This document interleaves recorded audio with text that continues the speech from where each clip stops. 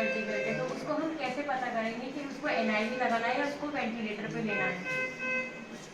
ये आज बहुत ही इम्पोर्टेंट टॉपिक पे डिस्कशन क्वेश्चन पूछा है डॉक्टर रूबी ने। तो आज हम बात करेंगे कि जो हमारे पास रेस्पिरेटरी डिस्ट्रेस के पेशेंट आते हैं उनको एनआईवी सपोर्ट पे लेना है या वेंटिलेटर पे लेना है, ये कैसे डिसाइड करें, और किन पेशेंट्स में एनआईवी सपोर्ट बेटर होता है और किन पेशेंट्स में इनिशियली ही वेंटिलेटर पे लेना सही रहता है। तो एनआईवी सपोर्ट का जैसे कोई रेस्पिरेटरी डिस्ट्रेस में पेशेंट आ रहे हैं हमारे पास और उनको जैसे सीओपीडी के पेशेंट हो सकते हैं, हार्ट फेलियर के अंदर हो सकता है पेशेंट, या फिर टाइप 1 रेस्पिरेटरी फेलियर निमोनिया की वजह से ऑक्सीजन की कमी हो रही हो, ऐसा पेशेंट भी हो सकता है, या फिर न्यूरोमस्कुलर डिजीजेज होती हैं जैसे गुलेनबेरी सिंड्रोम होता है, या फिर न्यूरोन मोटर डिजीज होती है, या फिर माइस्थीनिया ग्रेविस होते हैं, तो ऐसे पेशेंट्स भी हो सकते हैं। तो सबसे पहले तो हमारा पेशेंट सिलेक्शन बहुत इंपॉर्टेंट है कि किस पेशेंट को हम एनआईवी पे स्टार्ट करें या किस पेशेंट को हम इनिशियली ही वेंटिलेट कर लें। जैसे कि हमारे पास कुछ इंपॉर्टेंट चीज़ें हैं जो हमारे को एनआईवी लगाने के लिए बहुत ज़रूरी हैं। सबसे पहला कि पेशेंट की कॉन्शियसनेस कैसी है। अगर कॉन्शियसनेस अच्छी है और पेशेंट क्या कफ कर पाएगा या नहीं कर पाएगा, या फिर पेशेंट को कहीं एस्पिरेशन का रिस्क तो नहीं है, या फिर जो उसकी डिजीज़ है वो प्रोग्रेसिव तो नहीं है और वर्सन तो नहीं होती जा रही है। अगर हमारे पास ये सब चीज़ें हम कंसीडर करेंगे, जैसे पेशेंट हमारा कॉन्शियस है, पेशेंट हमारा कफ कर पा रहा है और पेशेंट हमारे एस्पिरेशन का रिस्क नहीं है और उसकी जो डिजीज़ है वो कंट्रोलेबल है ना, और अगर हमने एबीजी कराया है तो उसमें मेटाबॉलिक एसिडोसिस तो नहीं है बहुत ज़्यादा, पीएच हमारी बहुत ज़्यादा एसिडोटिक की तरफ तो नहीं है, अगर ये सब चीज़ें नहीं हैं तो हम अपने पेशेंट को एनआईवी पे स्टार्ट कर सकते हैं ना। और अगर हमारा पेशेंट एनआईवी पे स्टार्ट किया, हमारा पेशेंट अनकॉन्शियस होने लग रहा है, उसको डिस्ट्रेस बढ़ती चली जा रही है, या फिर उसको आप बोले कि पीएच वर्सन होती जा रही है, अगर सीओपीडी का पेशेंट है तो CO2 रिटेन करता चला जा रहा है, या फिर टैकीकार्डिया बढ़ता चला जा रहा है, या पेशेंट को स्वेटिंग होने लग रही है, डिस्ट्रेस के साइन है, रेस्पिरेटरी डिस्ट्रेस बढ़ रही है, तो फिर उसको हम बेटर है कि उसको हम स्विच कर लें इन्वेजिव मैकेनिकल वेंटिलेशन पे। दूसरा हम असेस कर सकते हैं कि जैसे हमने एनआईवी पे स्टार्ट किया पेशेंट और उसको हमने एबीजी कराया 1 घंटे बाद, तो हम एबीजी पैरामीटर भी देख सकते हैं कि CO2 बढ़ रहा है या कम हो रहा है, या पीएच हमारी इंप्रूव हो रही है या कम हो रही है, या क्लिनिकली पेशेंट इंप्रूव हो रहा है या वर्सन हो रहा है। तो उस बेसिस पे भी हम डिसाइड कर सकते हैं कि हमें एनआईवी से कब हमें स्विच करना है इन्वेजिव मैकेनिकल वेंटिलेशन पे।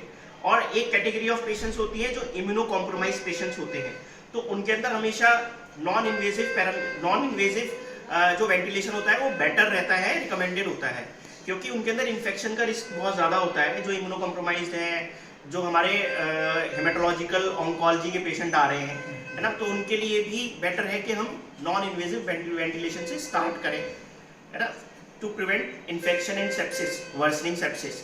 और एक पेशेंट और होते हैं जो हमारे पोस्ट ट्रांसप्लांट पेशेंट हैं, वो भी हमारे इम्यूनो कॉम्प्रोमाइज पेशेंट्स हैं, उनको भी हम एनआईवी पे ले सकते हैं। सर जैसे हमारे पास में पेशेंट कंटिन्यूस वेंटिलेटर उस पर बाईपैप पे पेशेंट है हमारा, एनआईवी पे हमने रखा हुआ है, सर उसको हम कैसे डिसाइड करेंगे कब हम इसमें वेंटिलेटर पर लेना अभी इम्पोर्टेंट है? ये ऑलरेडी हमने डिस्कस किया, जैसे हमने इनिशियली हमारे पास कैटेगरी ऑफ पेशेंट्स हैं, जैसे सीओपीडी पेशेंट्स है, हमारे पास कार्डियोजेनिक पल्मोनरी एडिमा का पेशेंट है, या इम्यूनो कॉम्प्रोमाइज पेशेंट है, या फिर हमारे पास जो हाइपोक्सिक जो माइल्ड हाइपोक्सिया का पेशेंट है, उसको हमने एनआईवी पे स्टार्ट कर लिया। उसके बाद हमने 1 घंटे बाद हमने रीअसेस किया पेशेंट को, या कंटिन्यूस रीअसेसमेंट हमें करना है, तो 1 घंटे बाद हमने रीअसेस किया। एक तो हम एबीजी करा सकते हैं, है ना, दूसरा हम क्लिनिकल पैरामीटर्स जो हमारे होते हैं वो देखते हैं कि क्लिनिकली पेशेंट इंप्रूव हो रहा है या वर्सन हो रहा है, पेशेंट का कॉन्शियसनेस कैसा है, और एक हमारे पास ऑब्जेक्टिव स्कोर भी होता है, उसको हम हैकॉर स्कोर बोलते हैं, जिसमें हमें हार्ट रेट और पेशेंट का हमें हार्ट रेट देखना है, पेशेंट का एसिडोसिस है या नहीं है ये देखना है, पीएच देखनी है, पेशेंट का कॉन्शियसनेस कैसी है ना, ये देखना है, ऑक्सीजनेशन कैसा है, पीएफ रेशियो कैसा है, और रेस्पिरेटरी रेट कैसा है। तो ये हैकॉर स्कोर हम ऑब्जेक्टिव एक क्राइटेरिया है वो भी देख सकते हैं 1 घंटे बाद। अगर ये इंप्रूविंग ट्रेंड में है तो हम एनआईवी में कंटिन्यू रखें, या फिर वो वर्सनिंग में है तो हम कंसीडर करें कि हम पेशेंट को इन्वेजिव मैकेनिकल वेंटिलेशन पे लेंगे। हमेशा आईसीयू के अंदर हर चीज़ जो होती है वो कंटिन्यूस असेसमेंट होती है, कोई भी चीज़ फिक्स नहीं होती। हो सकता है हमारा पेशेंट अभी आइडियल है एनआईवी के लिए, हो सकता है वो 1 घंटे बाद पेशेंट को हमारा इन्वेजिव मैकेनिकल वेंटिलेशन का कैंडिडेट बन जाए। तो इसलिए हमें हमेशा कंटिन्यूस मॉनिटरिंग और रीअसेसमेंट हर चीज़ के लिए आईसीयू के अंदर करना होता है। एक रीअसेसमेंट और कंटिन्यूस मॉनिटरिंग एक ये समझ लीजिए कि मतलब करना ही करना है सारे पेशेंट्स का। सर जब हम पेशेंट हमारा एनआईवी सपोर्ट पर है तो उसको हम फीड दें या ना दें उस टाइम पर? देखिए फीडिंग तो हमें देनी है, पेशेंट एनआईवी सपोर्ट पे है तब भी हमें फीडिंग देनी है। हमें ये देखना है कि पेशेंट का कॉन्शियसनेस कैसा है, पेशेंट ओरली फीड ले पा रहा है या नहीं ले पा रहा है। तो जिस समय हम फीड दे रहे हैं तो ऑब्वियसली हमें एनआईवी हटाना पड़ेगा अगर हमारा ओरोनेजल इंटरफेस है। अगर सिर्फ नेजल इंटरफेस है, नेजल जो अगर इंटरफेस यूज कर रहे हैं तो पेशेंट एनआईवी के साथ भी फीड कर सकता है, सिर्फ अगर नेजल है या फिर हाई एचएफएनसी पे है या फिर नेजल हमारा इंटरफेस है तो। और ओरोनेजल है तो हमें हटाना ही पड़ेगा, ठीक है। तो हमें ये ध्यान रखना है कि कम से कम 1 से 2 घंटा हम फीड देने के बाद एनआईवी सपोर्ट ना यूज करें, या फिर थोड़ा सा वेट करना इसलिए जरूरी है क्योंकि क्या होता है कि एनआईवी के साथ पेशेंट एयर भी अंदर इंजेस्ट करता है, तो उससे क्या होता है एब्डोमिनल प्रेशर बढ़ जाता है और हमारा वॉमिटिंग या एस्पिरेशन होने का रिस्क बढ़ जाता है। तो इसलिए हमें अगर ओरल ले रहा है तो हम थोड़ा ध्यान रखें कि पेशेंट अपना खाना खा के हम 1 घंटे का मिनिमम रेस्ट दे दें पेशेंट को।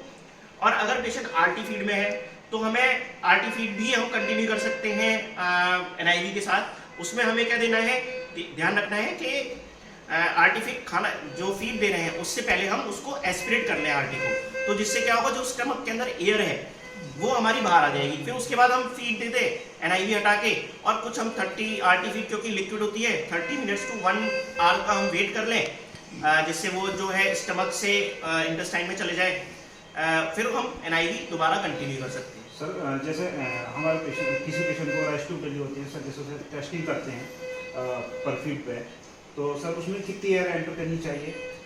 ये बहुत सी बार सब लोग 50 ml के पूरे सीरीज उसमें एयर पुश करते हैं।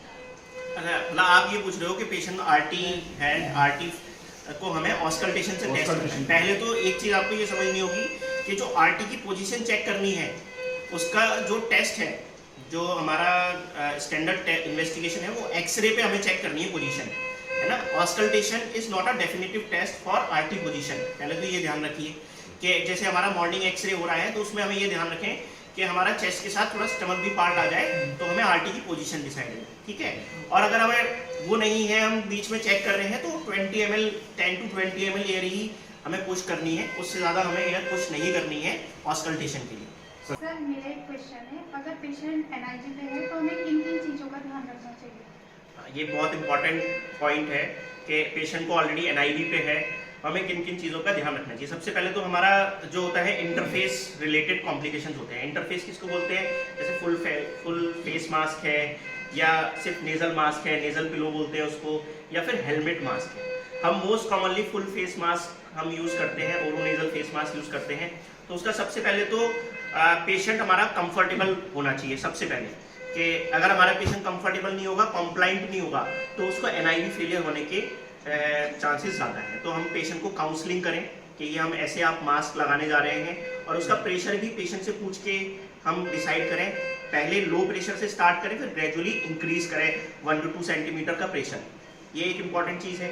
दूसरा हमें देखना है कि पेशेंट अगर हम लगा रहे हैं तो बहुत ज़्यादा नेजल पे प्रेशर ना जाए या स्किन प्रेशर ना हो, है ना, तो वो प्रेशर सोर्स होने के भी रिस्क रहता है। तीसरा हमें पेशेंट का कॉन्शियसनेस बहुत ज़्यादा क्लोजली मॉनिटर करना है। अगर पेशेंट एनआईवी पे तो एनआईवी पे है, जैसे अगर पेशेंट का अगर कॉन्शियसनेस कम हो रहा है तो फिर वो एनआईवी पे हमें तुरंत हमें उस पर एक्ट करना है ना। तीसरा हमें ये ध्यान रखना है कि पेशेंट जैसे हम एनआईवी पे तो पेशेंट का कफिंग एफर्ट कैसा है, पेशेंट कफ कर पा रहा है या नहीं कर पा रहा है ना। तो कफिंग एफर्ट भी पेशेंट का अच्छा होना चाहिए। यही चीज़ों का हमें ध्यान रखना है मेनली। और एक चीज़ बहुत इंपॉर्टेंट है कि जैसे पेशेंट जब रेस्पिरेटरी डिस्ट्रेस में होता है, एनआईवी पे होता है, तो डिहाइड्रेशन बहुत जल्दी होता है क्योंकि एक एयर फ्लो आ रहा है। तो हमें उसका एक तो हम एक्टिव या पैसिव ह्यूमिडिफायर यूज़ कर रहे हैं, बेटर है एनआईवी के संग हम एक्टिव ह्यूमिडिफायर यूज़ कर रहे हैं या फिर पैसिव, वो एक हमें देखना है, ह्यूमिडिफायर यूज़ करना है। दूसरा पेशेंट को हाइड्रेटेड रखें, अगर बीच बीच में अगर ओरल सिप्स दे सकते हैं 1-2 घंटे के बीच में, तो वो हमें देते रहना चाहिए।